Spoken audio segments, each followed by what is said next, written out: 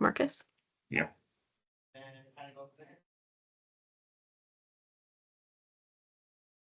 And as always, just before we get started, I really want to acknowledge that we have attendees joining us today from across the entire province. And your work reaches the lands covered by Treaties 2, 4, 6, 8, and 10. These are the traditional lands of the Cree, Dakota, Dene, Lakota, Nakota, and Saulteaux people, as well as the homeland of the Métis. Perfect. Hey, you guys are on. They'll do their presentation, and there will be time for questions at the end. I will also monitor the chat for them as well. Perfect. Thank you. Hi, everybody. Excited to see some familiar faces again. Jen asked us if we could just have a little lunch conversation about walking soccer. We've got a little bit of detail that we'll present, but really I think it's more of a the more value will be from the questions and answers and the connection on how we got started with it. So if there's any questions anytime, please feel free to either put it in the chat or even just, it's a small enough group. I think we can easily just unmute when you need to ask a question and do that. So yeah, so we'll take a little bit of detail, quick, just who we are, how do we start, what have we learned, and then some time for questions and answers. So to start, FC Regina, we're a cradle-to-grave club, or we strive to be a cradle-to-grave club. What that means is that we try to offer programming for the youngest players that are just coming into soccer for the first-time experience, all the way up to, I don't know, Randy, how old our oldest walking soccer player is, but we're pushing the 80s, I think, is where we're at. So. But looking to get to 100 if we can. And that's a little bit about who we are. We also obviously are trying to offer some some futsal programming. And I think there was a really good embarrassing picture of Kevin Holness, for those of you who know Kevin, of doing blind soccer, which we had a blast at as well. So we're looking to expand that capacity. And obviously, thanks to Jennifer and all the work SSA is doing to help build that programming and adapted programming that we can try and jump onto and take advantage of. Who we are, we have Randy Langmo. She is the core to our club. She is the glue that knows what's happening with everything and anything that's going on more than anybody else. Her title here doesn't do justice whatsoever. But Randy was real integral in getting the program started as well. Her official title is Executive Assistant and Facility Manager. So she's helping to connect us with the field, making sure we have what we need when we need it, and everything in the office as well, what we need and when we need it. She's always there for that. My name is Marcus Rankins. I'm the Director of Coaching and Sport Development. So my main capacity is really keying in on educating coaches, developing work with them, and quite frankly, now most of the time it's or this time of year is just finding coaches. That's probably my biggest role and responsibility, is unearthing coaches more than doing some development work with them. So we're busy with that at the moment. All right, so how do we get started with walking soccer? Well, at the time, I was still working with SAS Soccer. I used to be the manager of coach education there. We at SAS Soccer would run walking soccer triad events at our soccer day in Saskatchewan, at some AGMs, and FC Regina with Randy and Kevin Holness and some of the other staff there really took a big interest and made it, quite honestly, it made it a nice event for everybody else that was in attendance as well. If you know Kevin Holness, he doesn't do anything sort of half-assed. It's really it's let's go all in, and he was making T-shirts and jerseys for the FCR teams to wear during the walking soccer, and that's really sort of sparked the interest from the club as well as, quite honestly, the rest of the people who were involved. It really made it a nice event. So the FCR staff, they attended the walking soccer to try-in session. They had a blast. They crowned themselves provincial champions of the world of walking soccer. the unofficial official title of FC Regina staff that we haven't been beat. We're undefeated. I think there's some controversy there with some other clubs and groups, but they're sticking to it. So again, that's really sort of the first time that we'd all tried it. FCR tried it. We fell in love with it, really had a blast, and then wanted to find out ways we can get more involved. And that's sort of where the next step came in. We did a lot of learning, some research, but a lot of the detail from Eden Sanger, who used to be working with SAS Soccer, really sort of pushed our group to say, hey, this is something we can do and we can offer from our club. So first things we need to do is we need to change our terms of membership to include our opportunity to register walking soccer or run walking soccer programs. So for that, I think there's a few that are within clubs like Jamie, that might be some of the stuff that, you know, Jennifer can really help you with in terms of, and Kiki as well too for that, or Kenke for helping with some of that detail on how to change your membership. It's not too difficult. It's just a matter of changing your terms and then making sure that SSA is aware of that as well.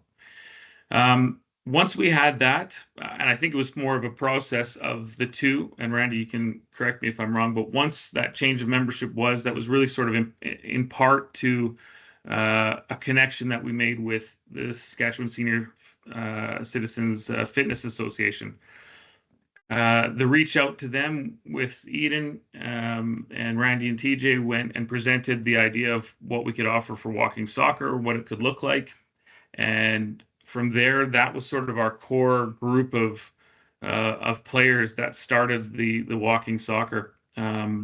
It became a word of mouth. We've increased from 10 players to now over 30, and I think that might even be higher now. But and pretty consistent turnout. You know, there's not anybody who's sort of started and was like, oh, that was terrible, and hasn't shown up ever since. They've really sort of continued with it, and so it's really exciting from that part. We launched in 2019. That's when we started. Obviously, COVID hit, and we had a little bit of a blimp where we couldn't offer it, but we've restarted in 2023, and it's been really successful from that standpoint as well. I'll let Randy talk a little bit about the details here for what we have. So we run 2 programs. We run our September to November, and that's so that we have a break from November, about 3 weeks for Agribition, and they don't want to be missing out on anything. So we run September to November, and a lot of them go away in December, so we don't have soccer in December, and then we run January to March. We found that Friday mornings from 10 to 11 was kind of their sweet spot of where they wanted to be.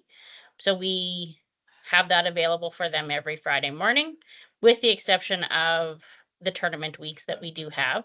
And we charge them the $10 SSA fee, like the insurance fee, and then it's $5 for drop-in, just per week. So yeah, and that $10 covers the whole the season membership both, as well. Yeah, both fall and winter. That's about all I got. Nick, it's coming. There we go. So the support that we received from SSA was awesome when we got started. But now we have even more support with 3 ladies from the SSA office that come over and play. And everybody seems to have a really good time. The registration process, dealing with senior citizens, it's not the easiest thing because most of them are not computer savvy. So getting them to sign the waivers and all that sort of stuff is not the easiest.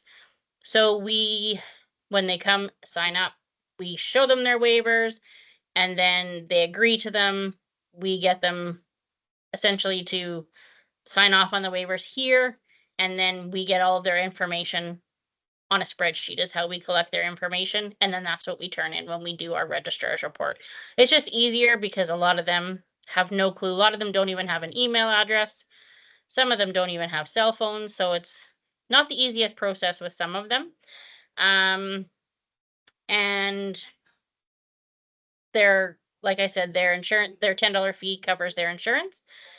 And the partnerships that we have grown with these people are great. Like, we've even had them out. A few of the ladies came out when we had our AGM here last year. A few of the ladies came out to watch the walking soccer where everybody here was playing, and they had so much fun because they got to heckle Kevin and Marcus and Simon. So it was great fun.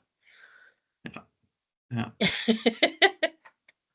Yeah, I think that's we also have one lady who's sort of our main contact as well, with SSFA, and she's been key in sort of keeping that group together as well and connecting us with anyone who's missing the forms or checklisting on those ones. She's been pretty key for that. So yeah.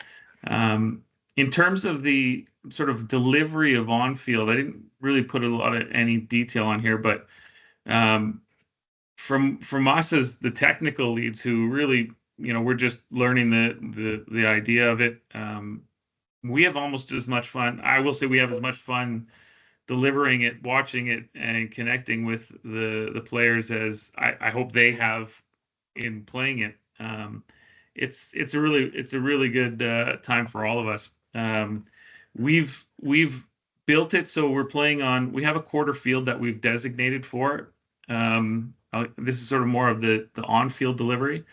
So we have a quarter field. We split that quarter field into two halves, depending on the number of players. But most of the time we have two fields that will go at the same time, or we're more doing that now where we have more of a attendance there, and they'll play a 4v4 or a 5v5, 4v4 with a goalkeeper on a half of a quarter field. We have some bow nets that we put up, but realistically, like if you have even hockey nets they could be okay, but really even cones or corner flags, if you have those, anything will do. But the crossbar should be lower. Ours is about shoulder height, which ideally we'd like to have a little bit lower, but those are the nets that we have. That really is sort of an idea that we help to get more goals. Everybody loves scoring goals, but with our nets that we have, it's pretty tight. It's probably just big enough for the goals that we need. But if you have a quarter field net in some facilities, then you could flip them over and use them so it's really the base of the goal is a way you can use it. And we just play with kick-ins. Again, the rules for anybody who don't know, it's you just can't run. And there's a few times we have to catch or make some calls as quasi referees. It's mostly we're mostly getting most of our fouls really from the SSA staff that come to play each time, because they don't seem to know how to just walk. They want to run for everything. So it's all NASA. Yeah, that's true. Yeah. But the other players, the seniors, they'll be right on it right away. They'll tell them, and hey, that's running right away. So they're pretty good at self-monitoring it.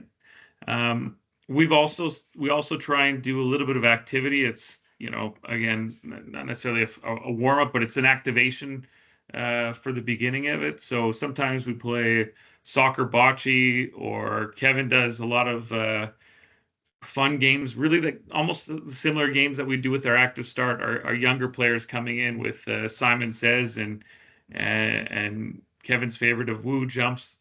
So you'll have to find out what those are when you come next time to play with us, which, by the way, everybody's welcome. And we do just some movement activities, get them moving with the ball, and then we get right into the games, and that's really what they like to do. So I think now we're also leaning into potentially looking at almost making two separate fields. One of our fields might be a little bit more of a competitive side, which they're getting into, and then the other one is more of the players that are a little I don't know what the right word is, not slower, but just a different pace. So there might be two groups that we're splitting into, because there's some competitive bugs in some of them, and it gets quite fun that way. So, but yeah, that's sort of the overview of what we offer and what we do and where we're there. We have space for questions. I know we have the hour to talk, but we're sort of really hoping that maybe there's questions from your group, from any of you that, might have some other things to ask about that we can help support with. So questions from you. I'm just going to stop the recording there so you can have a good chat.